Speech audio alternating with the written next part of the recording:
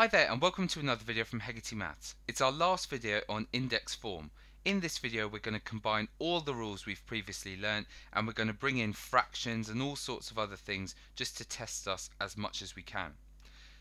And here is the summary of what we have done throughout all the previous last videos. Here it is. And let's just recap that you understand each one. Power of n. Rule 1. A to the power of n means a multiplied by itself n times. Okay, so like that. A to the power of 0 is always 1. Any number to the 0 is always 1. Any number a to the power of 1 is always itself. A to the power of negative a number is 1 over a to the power of a positive number. So for example, let's say 7 to the power of negative 2 is the same as 1 over 7 squared, which would be 1 over 49. A to the power of 1 over n, what does that mean? It means the nth root of a. So in particular, let's say 49 to the half is the square root of 49, which is 7. A to the power of m over n, do you remember breaking that into a unit fraction and then doing it to the power of m? We always did it like this to help us. Okay, this one here, the multiplication of indices. If you are multiplying indices and the base number is the same, you can add the powers. Fantastic. If you're dividing and the base number is the same, you can subtract the powers. That's right. And the last one, if the base number here is a and it's already to the power of n and you're raising that whole thing to the power of a different power, what can you do with the powers? You can multiply them. A to the n multiplied by m. And that is everything what we've been trying to achieve in the last few videos. So we're going to practice those skills. Just before we do, I'm going to throw in a lot of fraction work in this video to test our fractions too, so I want us to do a fractions recap. Look back at fractions if you are not comfortable working any of these out. A half multiplied by 4, we could just think of 4 as 4 over 1 as a fraction, and a half multiplied by 4 over 1, numerators multiplied to 4, denominators multiplied to 2, and 4 over 2 is the answer 2. What about 1/3 multiplied by 5? You can think of it as 5 over 1, and therefore you'd get 1 multiplied by 5 is 5 on top, 3 multiplied by 1 is 3 on the bottom. You could put that as a mixed number, but let's just leave it. 2/3 multiplied by 2/3. 2 multiplied by 2 is 4, 3 multiplied by 3 is 9. That's like also saying 2/3 squared, isn't it? Because 2/3 squared means 2/3 multiplied by 2/3. Now do you remember you're dividing by fractions? Dividing by a fraction is the same as multiplying by its reciprocal. So that would be, I could think of 1 as 1 over 1. The answer to this would be 3 over 2. 1 divided by 2/3 is always 3 over 2 anyway, because that's the reciprocal of 2/3, which is 3 over 2. So what's 1 over 3/4, i.e. 1 divided by 3/4? It's the reciprocal of 3/4, which is 4/3.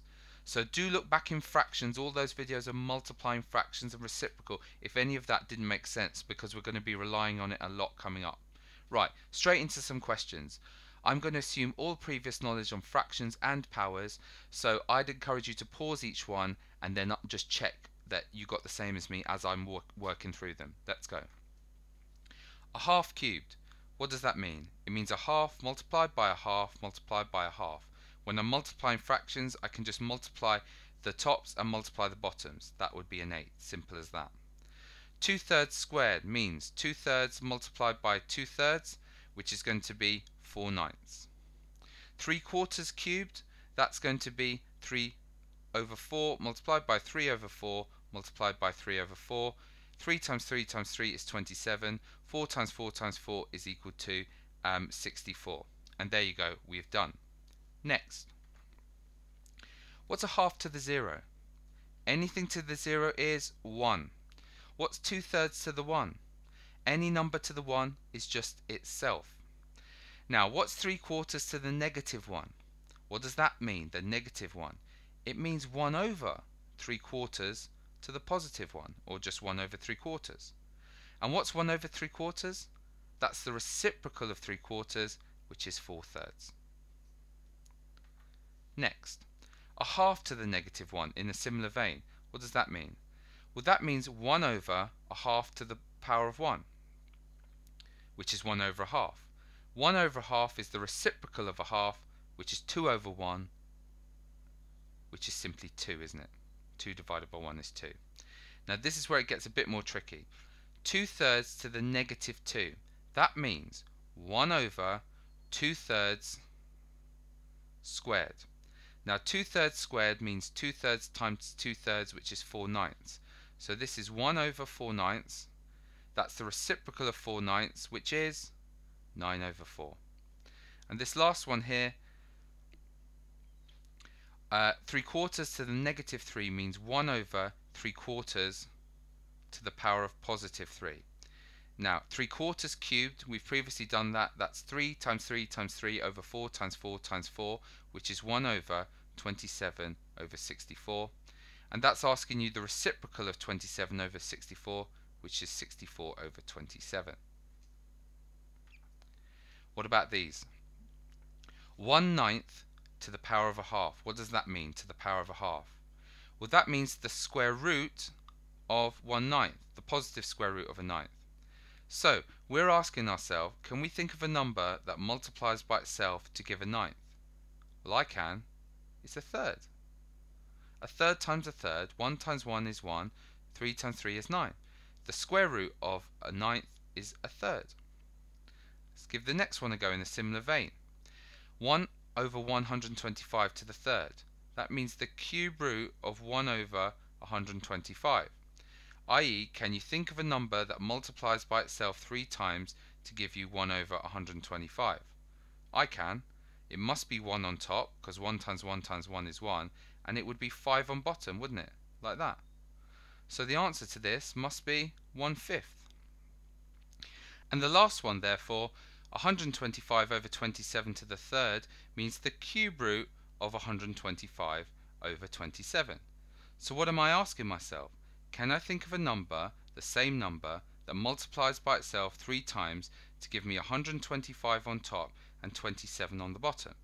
Well, I can. It's got to be 5 on top, hasn't it? 5 is the numerator, because 5 multiplied by 5 multiplied by 5 is 125. And what's got to be on the bottom to get me 27? Well, 3. So the cube root of this must therefore be 5/3, and we're done. Right, next example. Look how complicated this is getting. I've got fractions, I've got unit to the power of a unit fraction, and a negative unit fraction. Let's see if we can remember. Now 8 over 27 to the power of negative a third means, let's deal with the negative first.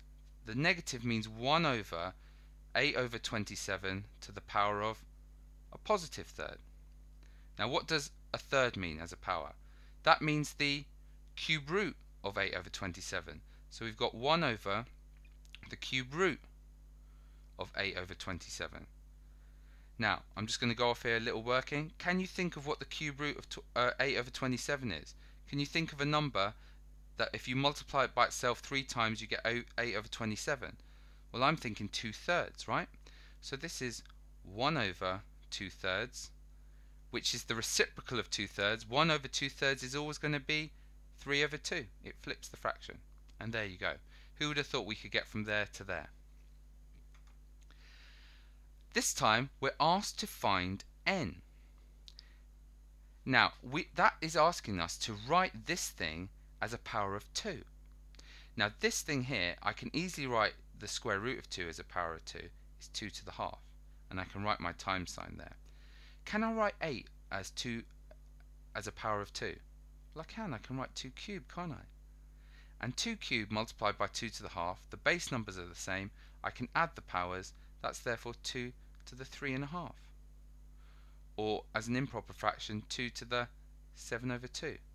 And that's telling me, they're asking me what was the n.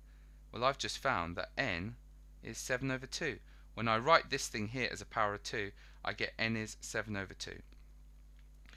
Now this one's complicated now. We want to write this as 3 to the power of something. I'm going to write this as an actual division. I'm going to write that as 9 divided by the square root of 3. I think it's going to be easier. Now 9 I can write as 3 squared, hopefully you can see, divided by. Root 3 I can write as 3 to the half. And when I'm dividing indices, I can subtract the powers, so that would be 3 to the 1.5, like that. So therefore I was asked to write it in that form, and I have. N is therefore 1.5, or I could write n is as an improper fraction 3/2. And that's it for this video. Thanks for watching.